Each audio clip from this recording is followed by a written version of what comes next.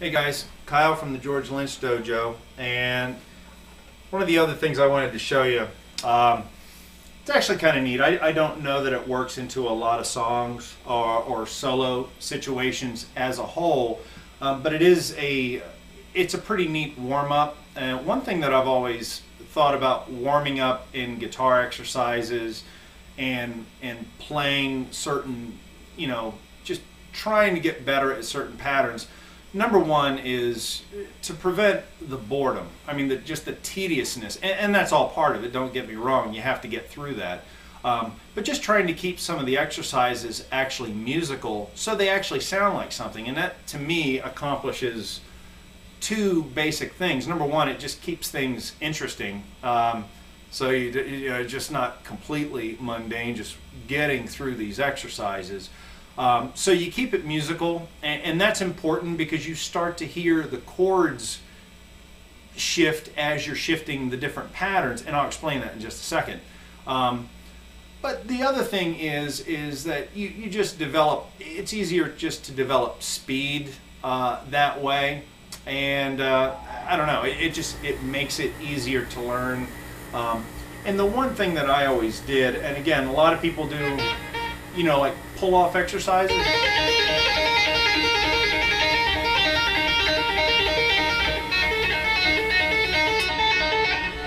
You can just go on and on with that, and again, that's a very effective. That's an effective kind of a lick, especially if you're doing any kind of tapping. But one of the things that I like to do is it's a combination of pulling off notes and then hammering on a note that's on actually a skipped string. And the pattern that I like to use is kind of like this.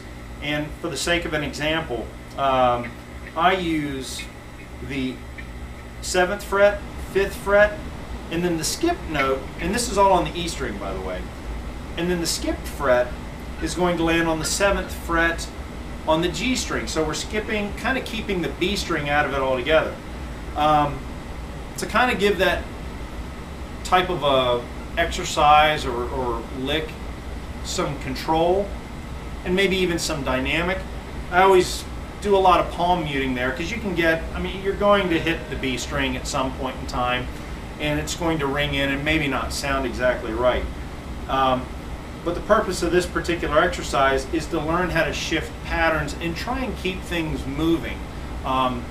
It's like in the dojo, putting lessons together and trying to make them sound musical, but get used to that transition. Don't get stuck in that one exercise and not be able to effectively get to the next one. So the example I'm going to use is, again, pulling off on the 7th, 5th to the open string, but then hammering. I'm not picking this at all, and I'll explain the picking a little later. And then coming back up.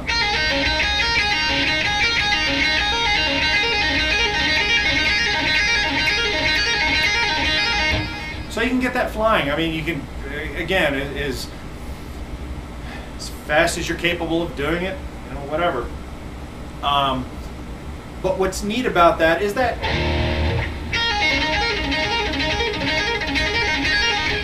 that's just in E, or, it would work in a couple of different keys.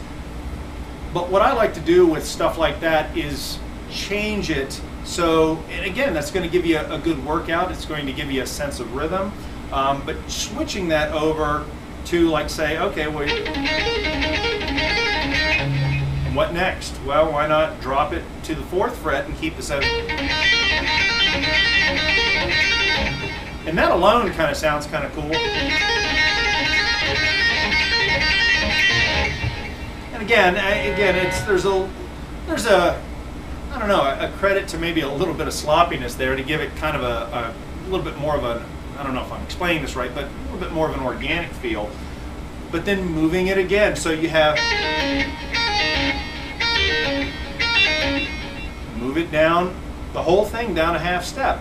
Now that's got a uniqueness to it, because now you're kind of in a diminished.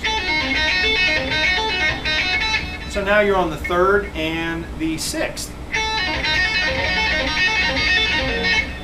And that alone, when you get into the diminished types of chords.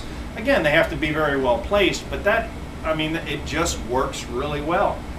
What do you do next? You move it down another half step. Again, it's a pattern shift, so you get used to moving things around. So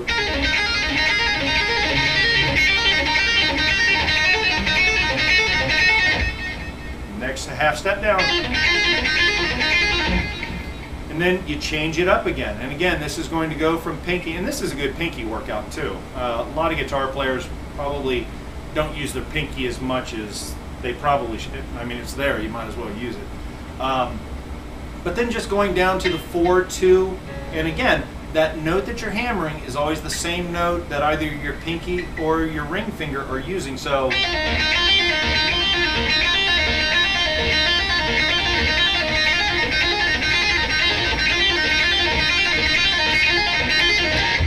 and what I'm doing as far as picking are just little bursts on those.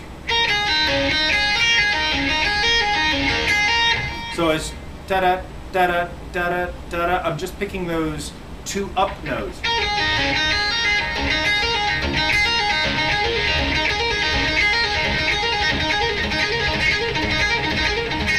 And that's all I'm doing as far as picking. Man, if you can pick that type of a lick, note for note, you're flying. But I just do hammer-ons, and again, I just hammer and just do selective picking. And when I do that, I do a lot of palm muting just to give it that real muted staccato feel. That way you're not getting all the notes blending and ringing, because that's maybe when it doesn't sound quite so good. So again, 7, 5, and you land on the 7th on the G string.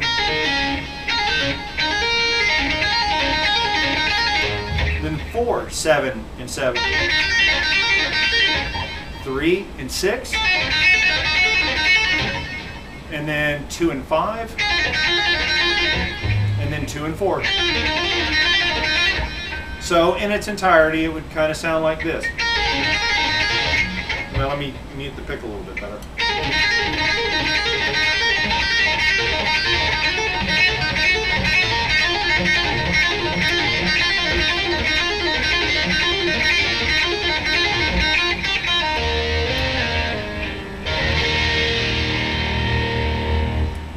Have fun with that one. That's actually kind of a neat little exercise to get used to.